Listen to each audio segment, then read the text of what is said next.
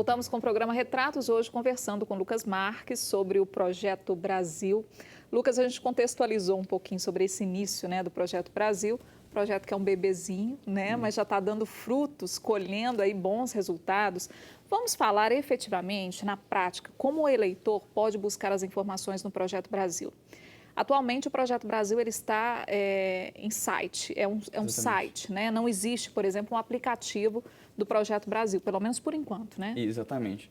Então, a gente é uma startup que está no começo, a gente resolveu priorizar os candidatos à presidência, né? Porque não dá para fazer tudo, e resolvemos priorizar fazer um site ao invés de um aplicativo, porque o recurso é escasso, o tempo também, né? A gente construiu o site em 2 meses, né? E o Projeto Brasil ele tem 2 etapas. Na primeira etapa, que é a pré-eleição, a nossa ideia é possibilitar que as pessoas possam conhecer, comparar e avaliar os candidatos com base em suas propostas. Isso é, nos planos de governo que eles protocolam no TSE, que eles são obrigados por lei a protocolar no TSE. E na segunda etapa, né, que todo mundo pergunta, pô, mas eles vão prometer muitas coisas, vamos ter muitas promessas, mas e aí depois? É aí depois que geralmente a população esquece. E esse é o papel do Projeto Brasil. A gente vai ser a memória do eleitor. A gente vai gravar todas as propostas do candidato que foi eleito e vai acompanhar durante o mandato para ver se ele está cumprindo ou não. Se ele cumprir, é muito bom, porque a gente vai dar o retorno positivo disso para ele, dizendo aos eleitores, olha, o seu candidato cumpriu essa promessa, então ele é um excelente candidato, ele deveria continuar no poder. Mas se ele não cumpriu também, a gente vai deixar claro, olha, o seu candidato prometeu tantas propostas na última eleição e não cumpriu nem metade delas. Então a gente vai fazer esse trabalho que é difícil, facilitar a vida do eleitor, porque hoje ele tem que trabalhar, ele tem que cuidar da sua família, ele tem que estudar. Então quanto mais a gente puder facilitar, melhor. É importante a gente falar também sobre as fontes que são utilizadas, né, na postagem das informações pelo Projeto Brasil, que são fontes, principalmente o Tribunal Superior Eleitoral. Exatamente. A gente só usa fontes primárias, justamente porque o Projeto Brasil é suprapartidário, então a gente tem que garantir credibilidade, né? A gente está exigindo isso políticos, nada mais justo, né? Então, a gente pede que os candidatos são obrigados por lei a protocolar suas propostas no TSE. O que a gente fez foi lá, pegar um PDF, que é um arquivo difícil de ler, que as pessoas teriam dificuldade de chegar, dividir isso por temas, porque o que acontece é que os candidatos não têm padrão nenhum ao protocolar as propostas. Não então, existe não existe padrão nenhum. Então, você vai ver que alguns candidatos não fazendo nenhuma proposta para a cultura. A maioria deles não fez nenhuma proposta para esporte. Alguns chegam no cúmulo de não fazer nenhuma proposta para segurança pública. Então, a gente dividiu, categorizou por tema, né? E permitimos que as pessoas comentem as propostas e avaliem. Então, isso é uma coisa inédita no Brasil. Nunca, em nenhuma outra eleição, o eleitor teve a possibilidade, antes de acabar uma eleição, poder avaliar o programa de governo do candidato. Agora, com o projeto Brasil.org, ele pode entrar lá e imprimir a sua opinião no plano de governo do candidato dele ou de um candidato que ele esteja interessado em votar. O que eu achei muito interessante do Projeto Brasil é a possibilidade também de fazer o teste cego. Essa proposta eu achei muito interessante, gente, pelo seguinte, porque há a possibilidade de você avaliar as propostas independentemente do candidato, né? Sem essa referência, sem esse preconceito em relação ao candidato. Porque, às vezes, assim, já tem um candidato que você já tem mais afinidade, você vai avaliar a tendência é avaliar de uma forma. Às vezes, aquele que você tem um pouco mais de rejeição, você avaliaria de uma outra forma, né? Agora, esse teste cego, pegando apenas as propostas e avaliando e depois você fazendo um resumo de quem seria ou conhecendo depois quem seria o autor daquela proposta, imagino que deve ter muita gente surpresa, né? O resultado do teste cego está sendo incrível para a gente, assim, porque a experiência é muito positiva. As pessoas poderem avaliar as propostas sem ficarem preocupadas se elas estão piorando a nota do candidato dela ou aumentando. E elas se surpreendem muito. A gente recebe muitos e-mails, muitos feedbacks dizendo, nossa, eu achava que o meu candidato era bom, mas as propostas dele são muito ruins. Eu avaliei todas as propostas dele mal. Tem uma proposta que eu achei mais interessante, mas era de outro candidato que, por exemplo, eu não teria interesse em conhecer, né? Exatamente. Se não tivesse essa oportunidade. Acontece as duas coisas, assim, é uma experiência acho que muito legal. E a gente consegue medir a diferença do resultado do teste cego com o teste, a pessoa sabendo de qual candidato é a proposta. E existe uma diferença muito grande. É mesmo, Lucas? O ranking fica completamente diferente. O que mostra que isso talvez seja o que a gente deveria fazer mais, se preocupar mais com as propostas e até os candidatos. Assim, se eu fosse um candidato à presidência e visse que as pessoas estão avaliando de maneira cega as propostas de um outro candidato muito bem, eu gostaria de ter essa proposta dentro do meu plano de governo. Porque se as pessoas estão avaliando bem, é porque isso é um anseio delas. Uhum. Por que não, então, melhorar meu plano de governo? Então, eu acho que isso deveria ser o caminho normal. Acho que ninguém deveria se assustar com isso. Por exemplo, assessorias de candidatos, os próprios candidatos, eles têm acesso, por exemplo, a essa avaliação? Eles conseguem perceber como é que eles estão sendo avaliados? Quando a gente completou 600 mil avaliações nas propostas, a gente enviou para todos os candidatos à presidência o resultado consolidado das avaliações. Evidentemente que a gente não disponibilizou e-mail dos usuários, mas o resultado da avaliação por proposta, né? A gente não obteve retorno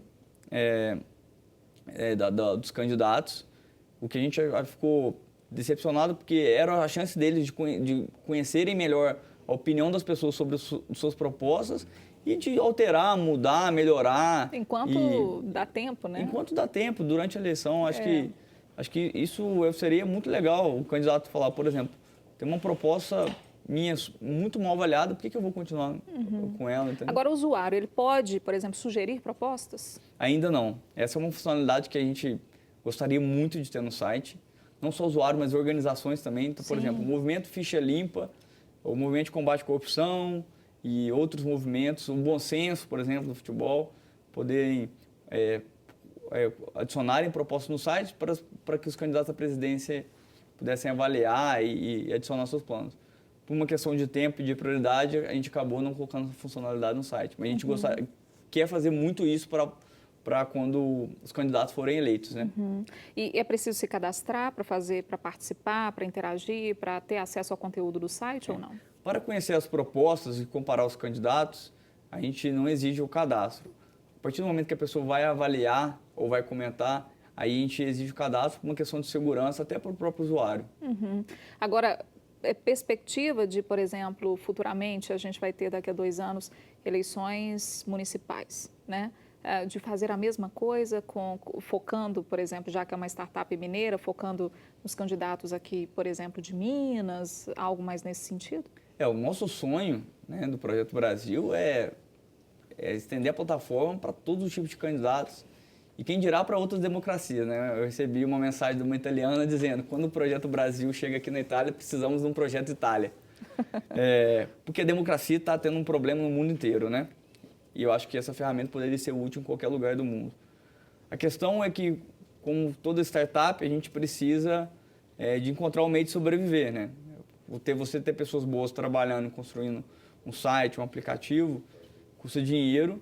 E a gente ainda não tem um modelo de negócio definido. A gente está buscando algumas organizações ou algumas maneiras de se financiar, talvez até criando uma campanha na internet de doação. Então, a gente ainda não definiu isso.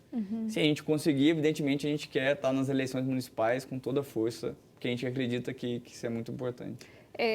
A meta de vocês é ter até o fim das eleições 1 milhão de propostas avaliadas, é isso? Exatamente, 1 milhão de avaliações nas propostas. Vocês vão conseguir chegar, pelo que vocês estão vendo? No começo parecia impossível, né? Porque é uma meta audaciosa. Audaciosa. Né? Mas até o momento a gente já tem 800 mil então tá pertinho. Avaliações e propostas. Então acho que a gente vai alcançar. Até porque eu acho que no segundo turno, por ser só apenas 2 candidatos, vai ficar ainda mais interessante o embate de propostas entre os dois. A comparação vai ficar mais simples e eu acho que o envolvimento vai ser ainda maior do que está sendo agora no primeiro turno. E principalmente a gente deixa o recado aqui para o acompanhamento, né, Lucas? Não só a gente votar no dia 5, mas a gente precisa acompanhar as propostas. E é essa a oportunidade que o Projeto Brasil tem oferecido ao eleitor, aos brasileiros, né? Não só conhecer as propostas, como acompanhar.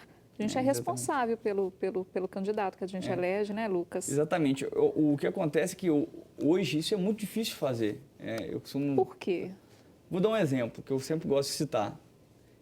Eu tenho certeza, ninguém no Brasil sabe os votos dos seus deputados na abertura da CPI da Petrobras, se eles votaram contra ou a favor. Mas essa informação está disponível no site da Câmara. Mas para você chegar a essa informação, a gente fez essa experiência, você precisa dar 5 cliques.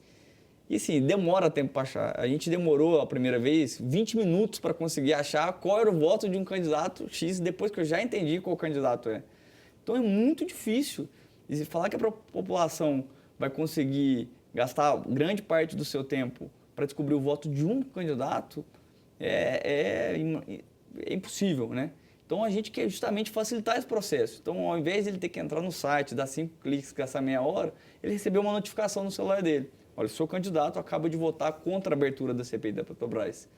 E mais do que isso, mais do que informar o eleitor, perguntar a opinião dele. E aí, o que você acha disso? Você está satisfeito? Você não está satisfeito? A gente consolida esses feedbacks do usuário e entrega para o político. Olha, a sua base eleitoral não está satisfeita com a maneira como você vem votando. Então, a gente consegue aproximar o político do cidadão. E uma coisa que as pessoas me perguntam, mas os políticos devem odiar o Projeto Brasil, né? Não, vários políticos amam o Projeto Brasil. Porque eles votam bem, eles apresentam um projeto, mas ninguém fica sabendo.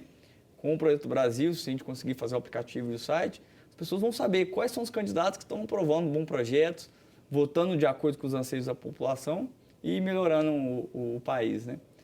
Acho que até, só comentar, até para o presidente o Projeto Brasil vai ser muito útil.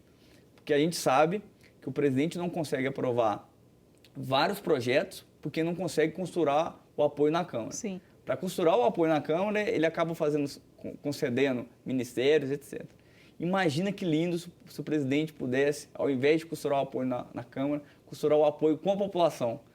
É isso que o Projeto Brasil quer entregar. Não fazer o presidente não precisar mais ficar dependente da Câmara. Seria ótimo, mas aí eu vou deixar para o próximo bloco você responder, se isso não é muito tópico, viu? Tá. A gente vai para um rápido intervalo, daqui a pouquinho o Retrato está de volta.